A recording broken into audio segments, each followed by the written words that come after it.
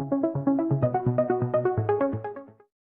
lot of cool AI software, whether it's through Beautifully or Gamma, or I'm curious to kind of hear some of everyone else's favorite products and things as we dive into. But Diana, I'll let you kind of, I know maybe you probably met some people here already. We're using this as a really nice segue to, for those of you that were able to attend the previous innovation roundtables with Lyle.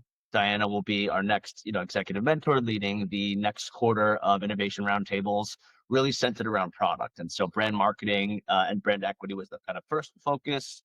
This next quarter is really focused on product marketing, everything else that Diana will touch on, and then sales from Henry Schaufler will kind of be the last quarter. So that being said, I'll let Diana kind of give your intro and everything and kind of highlight on everything else about what you'll be touching on. Cool. And hopefully folks can see my screen. I'm hoping. We can see it. Okay, cool. That's awesome. And I can't see you guys because I'm on a different window. So I apologize if there are questions or things like that. I won't be able to see them until I stop sharing. That's okay. And kind of moderated as well in terms of like, so if you have questions at any point throughout the presentation, everyone feel free to put it in the Google Meet chat. And then basically the format of this is Diana's got a presentation she'll kind of walk us through, as you can kind of see, sharpening your product sense. Then we'll have really kind of like a set, probably about 15 minutes for questions. And we've got some preset questions as well from others that couldn't make it. And then we'll just kind of open it up afterwards. So yeah, Mr. Diana. Cool. Awesome. And I have a cold, so I apologize if I end up blowing my nose somewhere along the way, but apologize for that. So we're going to talk about product market fit. The reason you see product sense there is product sense helps you identify the path to product market fit. So I'm bringing together two related concepts just to help give you more of a foundation, a building block around how to achieve product market fit. So here's a couple of ways we're going to slice this. We're going to talk about product sense so folks have an understanding. Then that bridge, as I said, to product market fit, and just how you keep those product senses sharp, because that's what's going to allow you to maintain your product market fit. So what is product sense? So as folks can see here, it's a little bit of art, a little bit of science, and it brings it all together. But product sense is having your pulse on what your customers are doing, the market trends, the areas that they're exploring, how they spend their time. It's really getting into that customer mindset. And that then enables you to make intuitive decisions. And I really do feel that it's, an extreme power, superpower, and it allows you to be able to just understand where you should navigate. And that obviously is key for product market fit, is knowing how to navigate to be able to identify, appeal, and retain a customer audience. So I like quotes, so you'll see them every once in a while. I really think this one stands out, and it's often why I referenced you're going to still need humans to do market research. You can't just rely on AI, because we don't do what we say we're going to do. We don't mean what we say. We don't act the way that we say. We're just that way. And so you really need to have an understanding of what people mean and be able to read between the lines to be able to get an understanding of, what they truly think, feel, and might do. And so I really think this is a great quote, not just, per Dave, but just in general, when you think about, oh, AI is going to replace everything about product market fit, or it's going to replace everything about how we identify our customers. It's actually not, just because we are a little bit unique. So building on the product sense aspects, just giving more context, what's on the art side, you can see here. What's on the science side, you can see here too. But again, it's that really nice blend of intuition, creativity, empathy on that art. And then the science is more on the numbers and being able to apply that numerical insight to path what you're going to tackle from a product perspective, because there's always a lot of things you want to do, and you need to be able to use that blend of art and science to understand really how you're going to prioritize and where you're going to focus. So I always get this question, that's great, love it, but what does it mean now? And today we've got AI everywhere. We're building things with language models. You have your chat tool of choice, and that does help. I feel it helps more on the science side. And I know there'll be others that say, no, it's on the art side too. And it probably is. But I just feel, the data analysis is a great thing to pull in AI. I use, AI to be able to summarize user research. I do conduct the user research to be able to dive in more when someone kind of shrugs their shoulders, or when I think there might be something between what the person's saying and reality. I really want to dig in. But as soon as I've got the data, then the science aspect is really, really nice to be able to pull in AI and have it do some of the heavy lifting on the analysis. And Diane, a quick kind of question too, as we roll into a lot of the points you're bringing up, is we have founders here that are building your product based company, your service based company to other communities, to other groups. How do you, and maybe this is something that you'll also kind of tie on to the future of the presentation, but is this kind of when thinking about product sense, or as you kind of talk about these points, is it really analyzed differently whether you're like a B2B company versus B2C versus service models, or there are you kind of then taking a further lens into each based on what your industry is? Yeah, and I'm a product person, so I will come at things from a certain lens. I always think it's ideal if your product folks can have direct access to customers. And so, in that sense, there isn't that variation between B2C and B2B. That said, I know that's not always possible. And so, where you see, a customer in, the B2B environment, you may end up with a customer proxy. So you may end up talking to a salesperson, you may end up talking to a customer success person. And so there is a little bit of wordsmithing that you could do if your organization doesn't enable you, or you don't have a path to that actual customer. You still need, to have a proxy for that customer to be able to understand who and what you're building for. And so that would be the variation. With, I would say, like consulting or solutions, you still have a customer. You're still trying to understand, the audience that you're selling to. And so I do think it's similar from, a solutions perspective. If you're selling an innovation program, or you're selling, some other type of consulting package, you still have a customer. And so I do feel that there's similarities there. So again, on the B2B side, it may be a customer proxy. On the solution consulting side, I still feel that it's, a customer you're trying to understand. Perfect. Thank you. No problem. So product sense really gives you that. I like the notion of that compass. It tells you where you want to head through that blend of art and science. You then can take that, and you know where you want to go. How you're actually going to get there and when got there is where product market fit comes in. So think about the product sense giving you that direction, that compass, and then you're working towards that actual destination, which is product market fit. So what is product market fit? It'll vary company by company. As Brian just said, it'll vary based on your target. But I wanted to call this out because there are certain general practices that you'll hear product market fit. Often it goes back to that reference of money. When you want to be getting people to actually sign. Because if you ask someone, hey, would you pay for this? They might just be polite and say yes. But when you actually want them to spend money, they won't. And so you'll see a lot of almost like judging whether someone is serious by actually asking them to pay in some capacity. It might be signing an invoice, it might be, some other type of commitment, but putting their money where their mouth is. The last one is often what you'll see referenced as product market fit. It's called the Sean Ellis test. And you ask this question: how would you feel if you could no longer use our product or service? The goal is to have it be more than 40% people say, my God, basically my life would come to an end. Don't take away my product for me. That's where you often get people to say, please don't take it away. I'll pay you for it.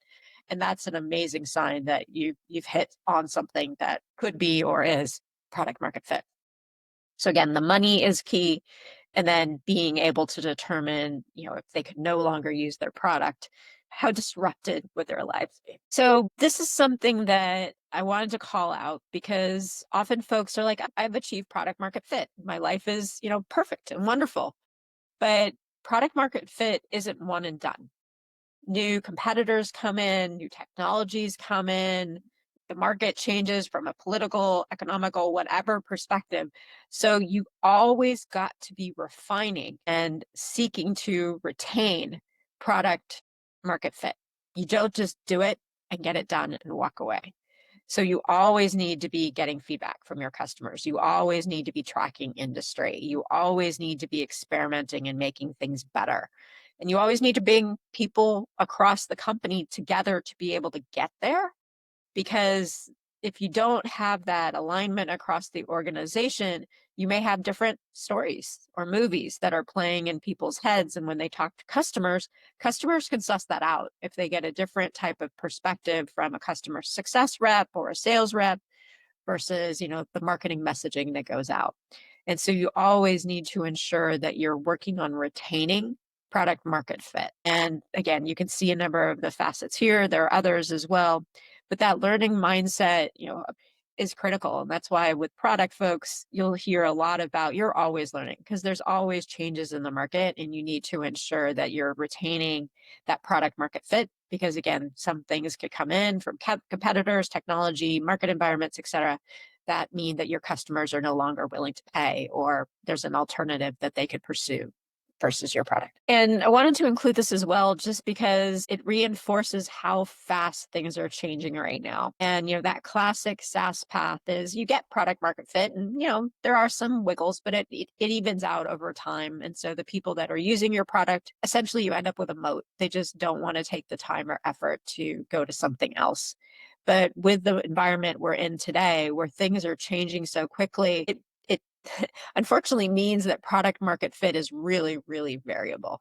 So you've got to have your, finger on your pulse. You've got to have that product sense really sharp to ensure that you're continuing to retain product market fit as the world around us, the markets around us, technology just constantly changes. So I think this is really, really important. Yeah, and if you could stay on the slide for a second, Diana, I think this is a great slide. I'd love to hear your thoughts and maybe even anyone in the audience if you've noticed this, but you kind of shared some of the other factors. Is it because looking at classic versus modern is it because of the number of competitors? Is it because of, the pricing flexibility? What's kind of keeping it from sticking with that classic model versus those that are maybe a little more hesitant or open to trying different things? Yeah, and I think it's all of the above. Looking at things from a technology perspective, it's much easier to create a product today than it ever has been. And the thing to keep in mind is today is the worst day that we'll have from an AI perspective. It's just going to get better tomorrow and the day after that, the day after that. And so what we're seeing here is just how quickly someone could spin up an offering and be able to test it, explore it, have people try it, pay for it, et cetera. It's very, very easy in comparison to how it has been historically. And so right now, customers are fickle. They want to be able to get a deal because they don't know what's going to happen in the political environment.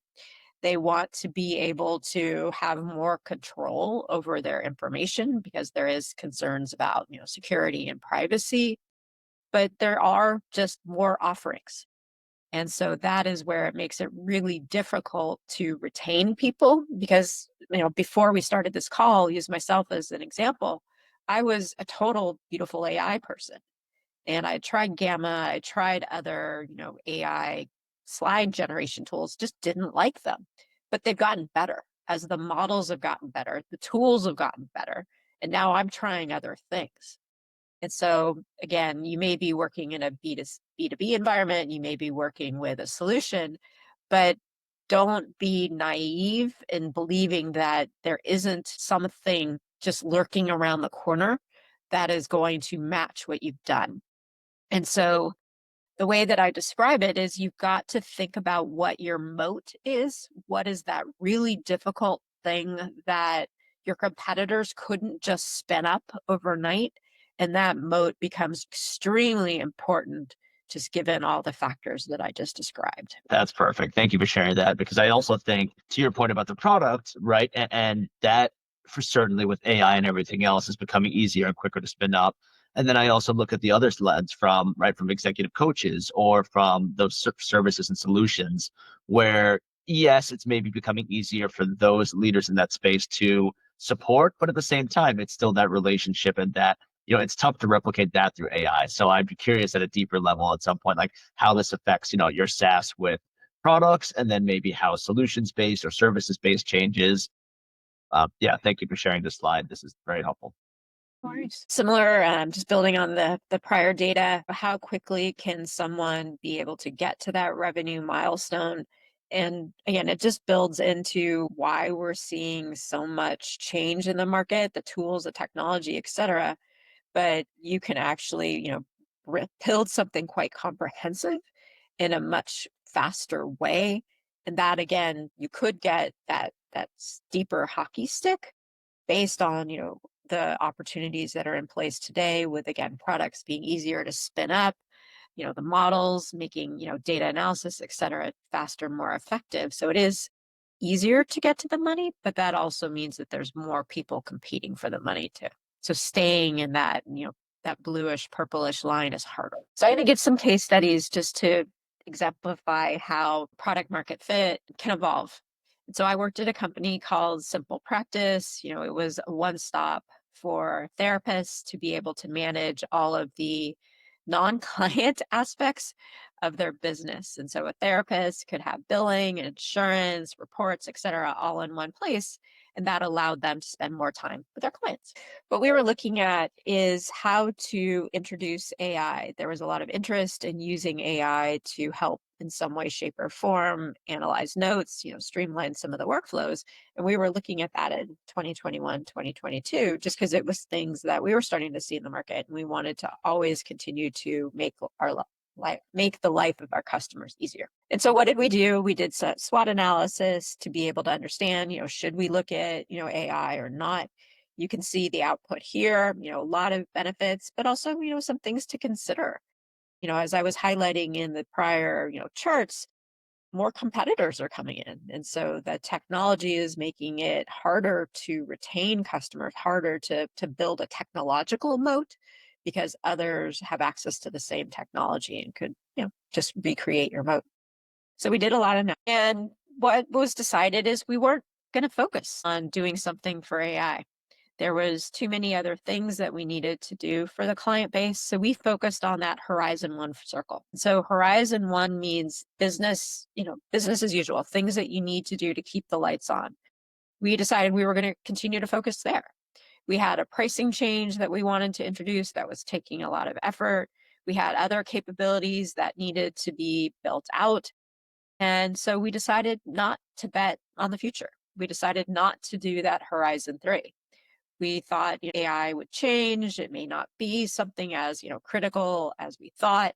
And so we put our eggs in that Horizon 1 basket. We'll continue doing what we're doing, and we won't start to explore that future direction, which is what Horizon 3 is referring to. So we missed out on an opportunity. And these stats reinforce that healthcare organizations are using AI. There's a lot of repetitive tasks to be able to analyze notes, for example, to run reports, to be able to do billing. And we found just through that SWOT analysis, our customers were already using AI. But we decided, again, not to change our roadmap just because of the things we had in flight. They were going to bring in additional revenue. And so we didn't want to jeopardize that revenue. We just wanted to stay the path and hope that the future didn't increase our competitors introducing AI capabilities. So we missed an opportunity, and we missed an opportunity that could have made it tighter from a product market fit perspective. By introducing AI earlier, we could have helped customers be able to translate their notes, which is something that they really don't like having to do. We could have helped them with reporting analysis. We could have really streamlined and made their lives easier. And from a business perspective, we could have gained a lot of additional insight before that huge wave of AI, hit. And so I think there's other things that we could have or should have done. And instead, we just stayed the course. And that meant we missed an opportunity to create a tighter connection with our customers. So this one, I think it really, really summarizes what we missed from a Simple Practice perspective. They knew there were ways we could have made their lives easier. We decided not to. We decided to focus on a price increase. We decided to, make some existing capabilities, better, which is great. But we didn't take that big leap and start to introduce features that really could have been revolutionary at that point in time. Instead, we just decided to be evolutionary and just to continue to refine what we had. And customers know that. They could sense when you're doing something different and really having them at the center of your efforts. And it became quite transparent over time that we were more focused on revenue than our customers. So this again gives another perspective. Here's a case study talking about the flip of what I just shared. Sometimes you can chase shiny trends too much.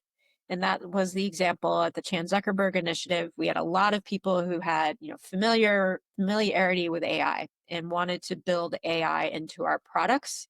We knew that teachers wanted to be able to do grouping in their classrooms because grouping allowed them to be able to bring students together, start creating that collaborative mind space that exists in the real world. It also can help teachers be able to give some students who are at a faster pace, they can help others. So there's a lot of benefits and a lot of times where teachers group students together, and they wanted to be able to use some technology to help them do the grouping. And ironically, students found that they preferred the technology to do the grouping because they often felt, not necessarily scientifically, but the students felt that the teachers were introducing some type of bias by just grouping students. And when the students heard and saw that the teachers were creating the groups over technology, they trusted the technology over the teachers. So we did, prioritization around must have, could have, should have, and the one that's usually here is would have. So it's a Moscow model. When we were developing out our grouping features, the ones on the left are what we needed, what the teachers really, really, really wanted. In the middle are the items that they wanted just as fast followers. AI, they, to be honest, didn't really care. It wasn't something that they needed. The other features in the must have and the could have were way more important to our audience. And so that, again, is something to keep in mind. When is AI going to bring value that your customers are seeking? And in the simple practice side, I listed out, a number of reasons AI could have helped. Here, teachers were saying, we don't need it. Those, enhanced capabilities, we don't need.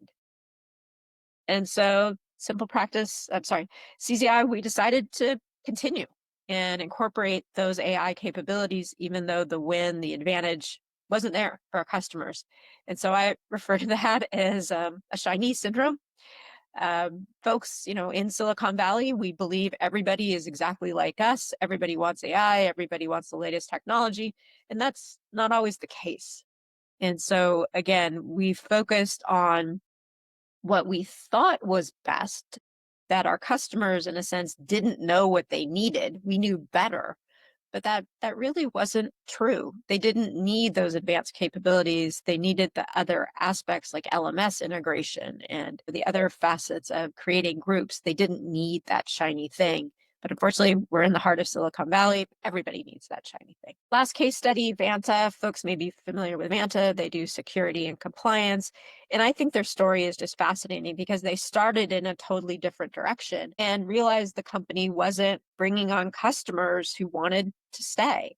And Christina, who is the CEO, she just started to do calls, talking to customers, getting a better understanding of what they were looking for. And she asked that question you're seeing there, and that gave her amazing insight. Consistently, folks did not like doing those audits. They did not like doing the questionnaires. They were painful. They were annoying, just really, really manual. And instead of just, doing what they thought was going to be what customers needed, she took the time to speak to customers and really, really got to their pain point.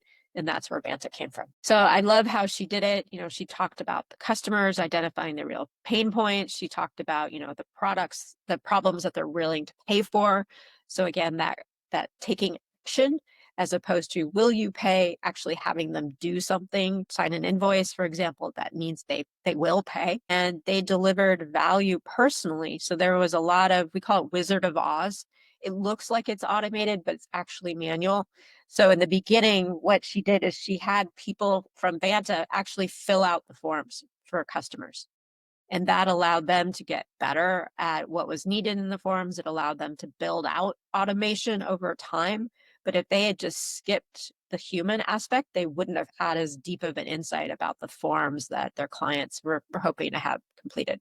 So they did a lot of manual work that looked automated to get more understanding before they actually switched over into automation. So just bringing it all together, that product sense really, really helps you understand the market. Where is it going? Where are your customers headed? What are their top needs? So it's that compass to guide you. Product market fit is where you're going. But again, as I highlighted, it's not just one and done. There are new competitors, there's new technologies, there's new political environments that cause product market fit to waver. And so you've always got to be seeking and constantly delighting your customers to retain that product market fit. And that's why I say keep it sharp, because you don't want to lose that connection to your customers. You want to continue to have those conversations so that you remain top of mind. They know that you're there providing solutions, opportunities, etc., that are in their sweet spot. And if you waver from that, especially in the market today, someone else is going to step in and steal your customers. So these are some of the questions, that I put out there, but I'll turn it over to Brian and others, just to see what people think. I think it also, yeah, it comes back to these points, but they're just examples. Amazing. Thank you, Diana, for that. And so, yeah, we've got some set questions here, but wanted to open it to everyone else first. If you had any kind of either following your presentation or in general. So, Gavin, I see you got your hand raised. Yeah, please. What do you got? Yeah, hey, thanks. This is great information. With the point about do you have product market fit? Are people willing to pay for this product? For me, in my instance, it's a yes, but I'm kind of wondering how is there like a limit of like how many people are willing to pay for it that actually like assures that you have that? Is it like a churn rate of how many people have paid for it once and then decide to like leave or want to cancel? Yeah, so I would go back to the Sean Ellis. So you're trying for that 40%. That's a good metric just to keep in mind. The thing that I would say is like, Vanta and others, they did have, people sign an invoice. So they actually got the money, they got the validation versus just someone saying, oh, yes, I would pay, and then never paying. And so you can use that 40%, but I would also say make it tangible. They actually are paying. Perfect. Hi, Dan, and thank you. And I really appreciate that you covered the difference between people saying that they would pay for a product versus actually putting their money where their mouth is. That is actually something that I've been coming up to, and I'm trying to figure out in my scenario where I'm going out to my target market, asking them, hey, is this product of interest to you? And does this pricing make sense? I'm getting a lot of positive feedback on that, but it's now that the product is launched, it's not gaining as much traction as I thought it would. I'm wondering if it's an issue with the sales methodology behind it, or maybe it's an issue with the product market fit just wasn't what I thought it would be. How do I determine where the issue lies? Yeah. So I'm not going to be able to pronounce the phrase. There's pricing analysis, and it's like the yeah, it's a long term, and I'll be able to share it afterwards. But you're basically asking customers a question around value and getting an understanding of the dollar amount they associate with the value, because it may be something that they value, but the alternative has more value. And so if you ask them the question, would you pay? They'll say yes, because they want to be polite. But the crossing the chasm, crossing that bridge to actually putting aside what they're already using isn't what they're willing to do. And I think it's often fascinating to think about what the alternatives are, because in some instances, the alternative is to do nothing. And in products that have a high learning curve, or you have to enter in a lot of data, for example, customers may just prefer to do nothing. And so it's really important to get an understanding of what their customers' behaviors actually are, because that'll give you insight into what you're competing against. And again, it may be that you're competing against doing nothing. Amazing. Thank you for that. Hi, great presentation. I'm bummed I missed the beginning of it. I thought it was really interesting when you mentioned that phrase, outsourcing your product sense to your customers. And I was wondering if you could expand a little on, like, in the moment, how might one tell the difference between like listening to customer pain points versus outsourcing product sense to customers? Yeah, and couple different factors. One is that you need to realize customers are going to say that they want something, and kind of to go back to Dirk's question, they're actually not willing to follow through. And so with a customer, they're going to say like, I want to be able to, create slides more easily, to use myself as an example. So I'll try Gamma, but it doesn't mean that I'm going to be willing to pay for it, because I've got a lot of slides already built in, beautiful AI. The price point is inexpensive. And so when you say, oh, my customer told me that they're going to make this switch from one product to another, you're trusting that your customers are going to do what they say, but they actually may not. The barriers to a transition, the barriers to changing their behavior may just be too great. And you're trusting your customers as opposed to your own market research, your own instincts, which are often, I'm going to say, a little bit, hopefully, a little less biased, because we as humans always think we're going to exercise more, that we're going to eat healthier, that we're going to do all of these things. And when push comes to shove, we don't change. Very helpful. Thank you for that. Yeah, thank you.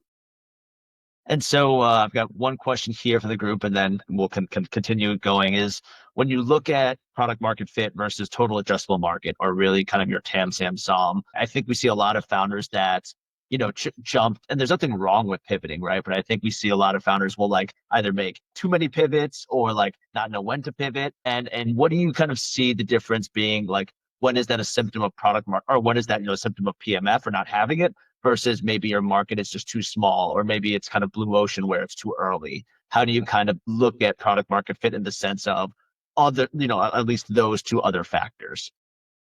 Yeah, and I think it's interesting right now because, with the technology as it is today, we're seeing people do very narrow customer slices, but they're getting a lot of those customers. And so I'd almost say that the narrowness of the niche is not as relevant as it used to be, because with the technology, you can get extremely targeted and appeal to a specific audience in a way that it would have taken more time, effort, and lift before. I do believe that starting with that narrow audience is a good thing, because it allows you to be able to really test your ideas, refine your ideas, and then expand from there. Because typically you'll find there are, a packet of customers, hopefully, who really like what you're doing. And if you can appease them, then you'll start to find that there are inroads occurring in adjacent markets. And then that allows you to do more market research with those adjacent markets to see which has the biggest overlap with the one that you're serving today. And so I like thinking about it as, if you start tight, you can start creating those circles that expand out. If you just expand out quickly, you don't have any concentration. And so you don't have as much knowledge or insight or foundation to build from. You're in a sense spreading yourself too thin. At least that's my belief. Perfect. Yeah. Thank you for sharing that. All right. Dwayne, I see you've got your hand raised. Please, what do you got? Yeah, this is a great presentation. So thank you for organizing it and presenting your thoughts. So if the focus is on basically confirming whether or not people will pay or not pay for this product, say you go through, you've spoken to many different users, you've taken the time to build out the product. Now it's time to plan for launch. And there's a lot of digital marketing agencies out there. They'll tell you you have to be active on TikTok and social media and all a bunch of stuff. Would you say that when you're going after the niches that you're mentioning, should the money be spent on testing those niche markets using Google ad spend, and less so on the kind of like the social media effort? Like what are your thoughts there? I think it depends on where your customers are.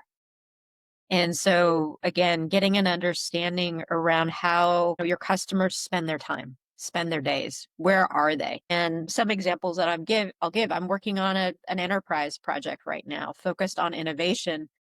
That audience isn't in social media. They're more in a doctor's office. They're trying to be able to have doctors enter in records more efficiently. So they're not going to find or care about, whether I'm advertising on social media. So it really depends on your customers and where they spend their time. And I would say not just time, but where do they do their research? So if they're looking for alternatives, if they're trying to get an understanding of, pricing, support, et cetera, where do they go to find out that information? And that would then inform where you want to be. You don't want to expect or or think that you can nudge your customers to be somewhere they're not. Just find out where they spend their time instinctively and be there. So may basically make the distinction between where they get entertained on social media. If it's a B2C model, they may be entertained on social media, but for example, they may not buy anything that you're offering in that place, right? It may be somewhere else. Gotcha. That was very helpful. Thank you. Thanks. That's good. Perfect. Great question, Dane. All right. Any other questions in the meantime? All right. Seems like a good base. So one more that I have, Diana, is when kind of building back on that pivot space and understanding like, when should I do it? Or, we see on a lot of graphics that you see a lot of big unicorns now claim they didn't find product market fit, until 2 years, 3 years, even further out. And so going back to your point of we're always iterating, right? No matter if you have product market fit, whether you have 10 million in ARR, you're always trying to build and face the competitors and what new technology is coming out. So I guess what's the biggest, maybe two or three biggest mistakes that you've seen founders make when trying to address product market fit? And maybe that's pivoting too early or maybe not talking to enough customers, but some things that you would suggest, people on this call or people, viewing the recording, make sure to look out for. Yeah, one I would say is trusting others. Out again, I think someone brought it up, outsourcing your product sense. And so a lot of companies will have another organization do market research. They'll have, another entity have those customer conversations. And so you're missing what's not being said. You're missing the body language. You're missing the way the question was asked. You're missing all of those facets that could have really, really given you additional knowledge around what your customers need. And so that's one thing I would say. The other is to introduce technology too fast. And so I'll go back to the Vanta example. I thought it was brilliant that they were doing the Wizard of Oz, the manual aspects behind what people perceive to be automation. And that again allowed them to get refinements, that allowed them to really understand, the forms that the customers were using. A lot of times, again, technology is seen as this bright and shiny thing that we all should adopt immediately. But if you actually pause and do some, smoke and mirrors, you can find out what customers really value before you spend a lot of time building it out and then discovering afterwards it really wasn't what customers needed. Great. Thank you for sharing that. All right. So I guess we'll any final questions? Feel free to reach out to Diana either, in the message or ask now. For those of you that are hopefully everyone here is in the product cohort channel for Diana in our Slack. So her first, I guess, kickoff for the Innovation Roundtable session will be here. And I want to pull up the exact date, unless Diana, you've got that right here. It's going to be May 14th. And so for those of you that, all of our innovation roundtables, somewhat similar to this group, even a little smaller and more intimate, but really kind of geared towards this first sessions on foundation for product development. So Diana will kind of take a lot of the insights we shared here, do a deeper dive into each of your own products and services and solutions. And really, as you kind of have questions or things that come up, you can use that channel as a lever to be able to, chat with Diana in between. And then Diana, any other kind of closing to add, or if there's a way that you recommend people contact you or get in touch? Yeah, I'm in the Gilder community, so just reach out. I'm very happy to talk to folks, dive in more details. And so Gilder's a great community, so you'll find me there. Amazing. Well, thank you for that. Again, if you have any questions, you can reach out to Diana directly or, message us in the channel. And then, thank you all for joining. We'll share the recording and presentation out along with the deck. And then, we will see you all for the next one. Perfect. Thank you so much.